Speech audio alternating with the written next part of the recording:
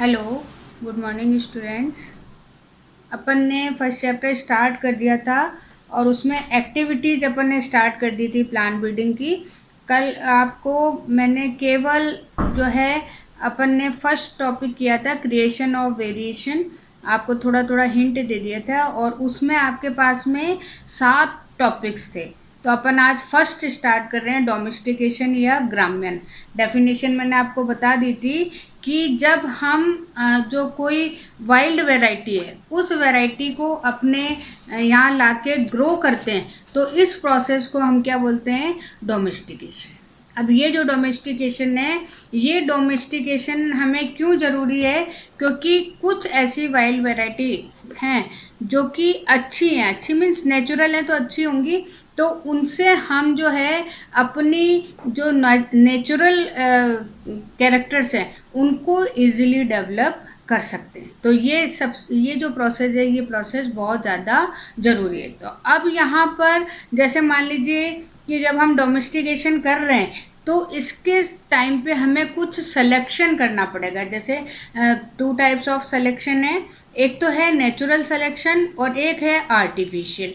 अब नेचुरल और आर्टिफिशियल तुम जानते ही हो, जो नेचर करती है on the basis of nature character, तो वो तो आपकी कहलाती है नेचुरल सिलेक्शन। अब इसमें क्या क्या हो सकता है, इसमें क्लाइमेट हो जाता है, सॉइल हो जाता है, बायोलॉजिकल फैक्टर्स हो जाते हैं।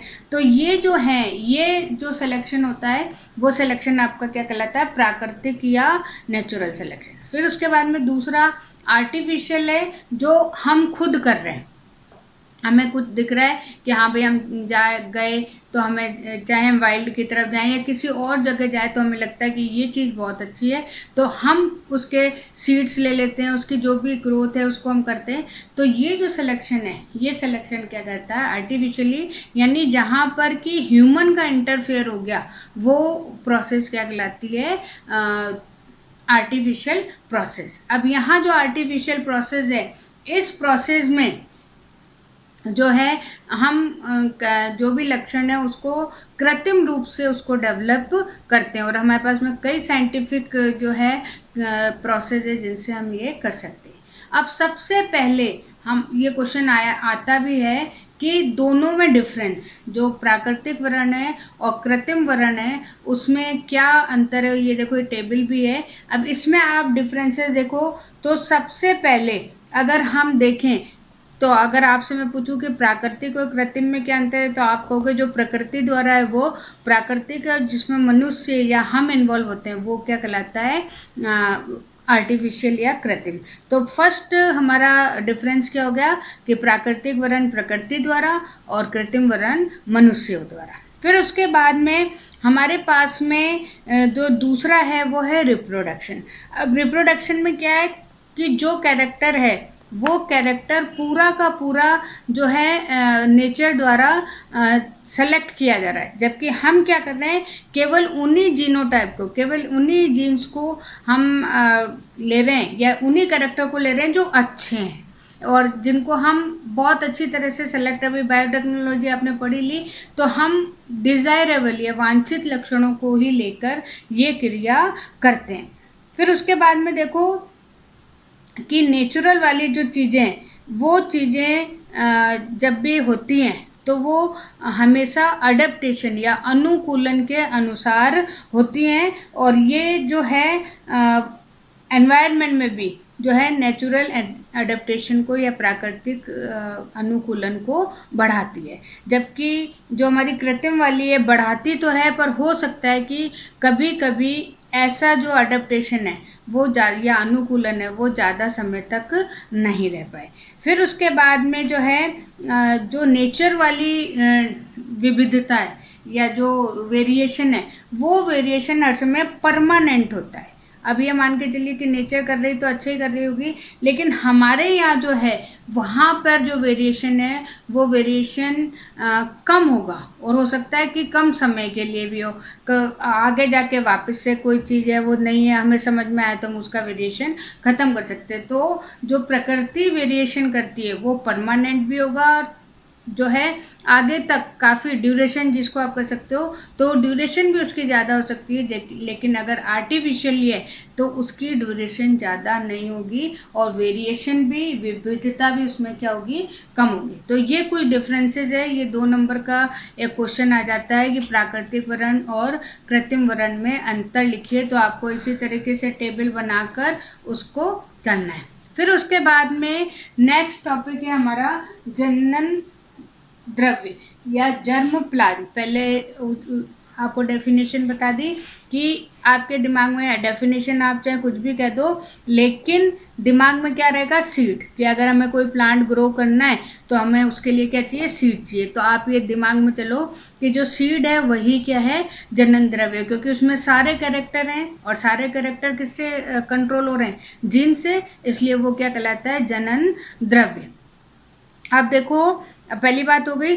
अब यहाँ पर ये आपको थोड़ा ध्यान रखना है, और ये बुक में भी आपके दिया हुआ है, कभी शॉर्ट जो है उसका फुल फॉर्म आ जाता है, तो NBPGR ये आगे भी आएगा, राष्ट्रीय पादप आनुवांशिक संसाधन ब्यूरो।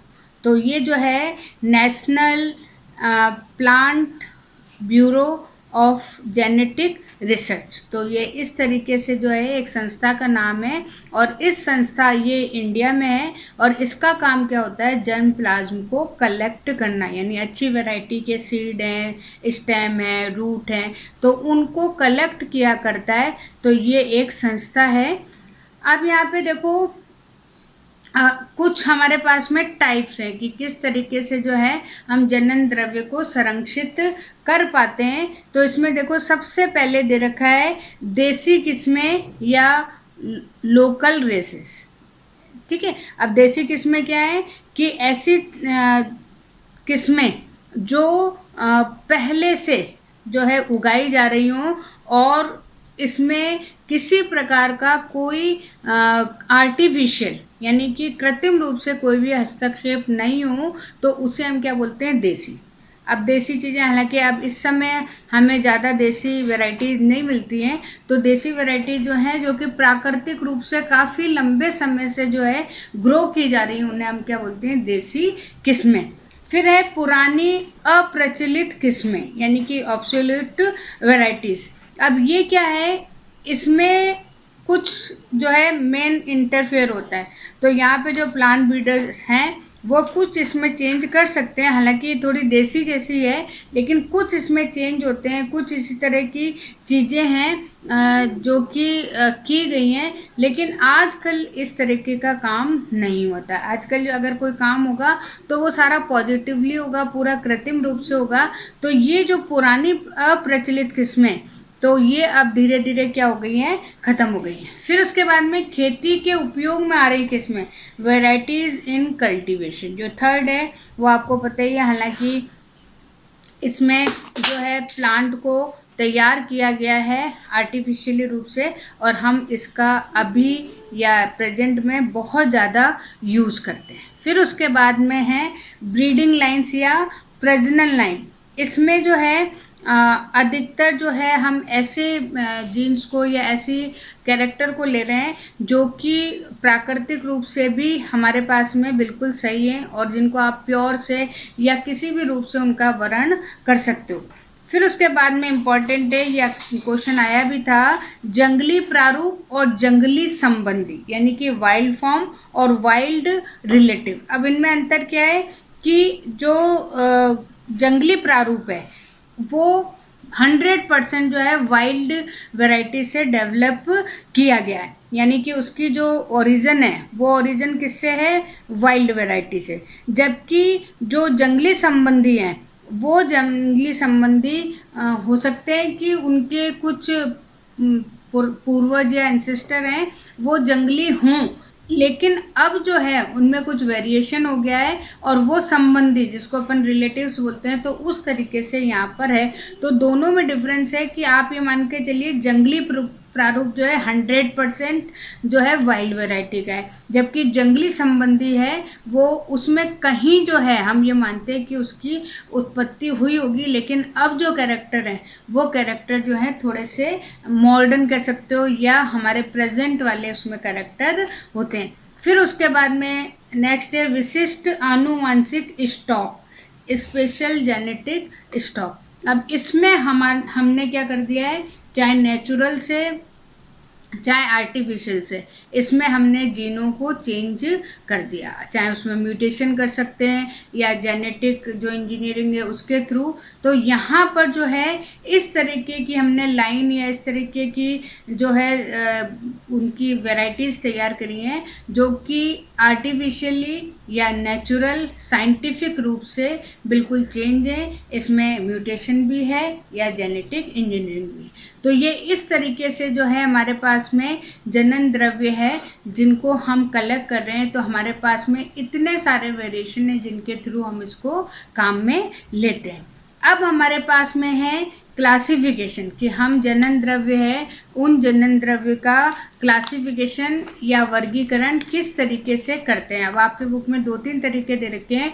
सबसे पहला जो तरीका दे रखा है वो तरीका क्या है, उनको उगाने के आधार, उनको कल्टीवेट करने के आधार पर यहाँ दे रखा है। फर्स्ट है कल्टीवेटेड जर्मप्लाज्म और सेकंड है वाइल्ड जर्मप्लाज्म, यानी कृष्ण जनन द्रव्य और जंगली जनन द्रव्य। कल्टीवेटेड कौन सी है, जो कि हम खेतों में उगा रहे हैं, और दूसरी कौन सी है जो हम जंगल में उग रही है उसे हम क्या बोलते हैं, वाइल्ड या जंगली जर्मप्लाज्म। फिर उसके बाद में सेकंड जो है वो क्या दे रखा है, ओरिजिन के अकॉर्डिंग कि उत्पत्ति के आधार पे।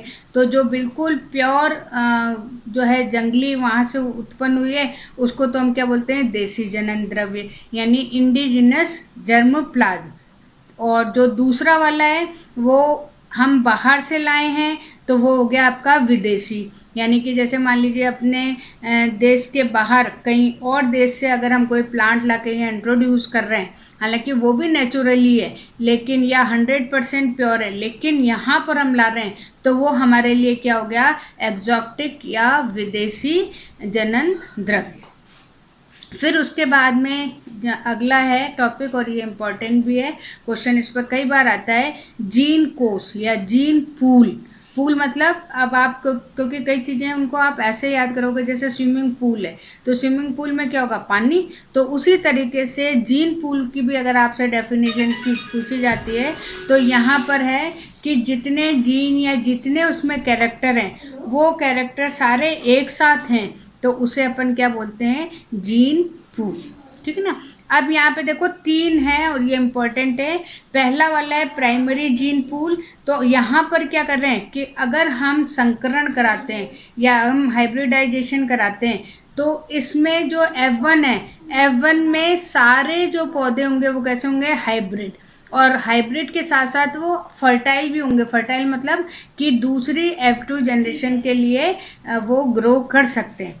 जो सेकंड वाला जीन पूल है या सेकेंडरी जीन पूल है उसमें क्या हो रहा है कि संकरण अगर हम कराते हैं, हाइब्रिडाइजेशन अगर हम कराते हैं तो बहुत मुश्किल से होगा, और अगर हो भी गया तो यहाँ पर F1 वाले हाइब्रिड होंगे लेकिन F2 जनरेशन इसमें डेवलप नहीं होगी। ध्यान रखना, पहले वाले में हाइब्रिडाइजेशन भी होगा, F1 भी आएगी, और F1 के जो प्लांट होंगे वो F2 के लिए जो है कर सकते हैं, वो F2 जनरेशन को डेवलप कर सकते हैं। यहाँ पे संकरण मुश्किल से होगा, अगर हो भी गया तो F1 जनरेशन बनेगी लेकिन F2 जनरेशन के लिए वो जो है अच्छे नहीं होंगे या वो F2 जनरेशन को डेवलप नहीं कर सकते। और जो थर्ड है, थर्ड में ना तो हाइब्रिडाइजेशन होगा, और अगर हाइब्रिडाइजेशन हो भी गया बहुत मुश्किल से तो वहाँ पर जो सारे प्लांट्स हैं वो सारे के सारे जो है बंद या स्टेराइल प्रकार के होंगे। तो यहाँ पर जो है तीनों में थोड़ा थोड़ा डिफरेंस है। पहले में हाइब्रिडाइजेशन हो जाएगा, सारे के सारे जो हाइब्रिड बनेंगे वो अगली जनरेशन में जा सकते हैं। दूसरी वाली में थोड़ा सा कॉम्प्लिकेट होगा संकरण कराना या हाइब्रिडाइजेशन, और यहाँ पर जो F1 है वो F1 भी जो है ये मान के चलो 50% तो सर्वाइव करेगी और 50% सर्वाइव नहीं करेगी। लेकिन जो तीसरा वाला है उसमें पहली बात तो हाइब्रिडाइजेशन होता ही नहीं, संकरण होता ही नहीं है, और अगर हो भी गया तो जो जनरेशन आएगी वो जनरेशन बिल्कुल स्टेराइल या बंधे प्रकार की होगी। तो इस तरीके से जो है आज अपने पास में ये हो गया। अब जो संरक्षण है या आगे की टॉपिक है वो मैं कल आपको कराऊंगी। और यहाँ तक जो है अपन ने 2 टॉपिक अभी कर लिया, हालांकि अभी जनन द्रव्य वाला पूरा कंप्लीट नहीं हुआ है। तो ये इस तरीके से इसमें है। और बुधवार है तो कल आपका टेस्ट मैं लूँगी, मैंने पहले ही आपको बता दिया था। तो इस तरीके से मछली वाला वो नहीं केचुआ वाला शायद दिया है, तो वो पूरा चैप्टर आप तैयार करेंगे। ठीक है, ओके, थैंक यू।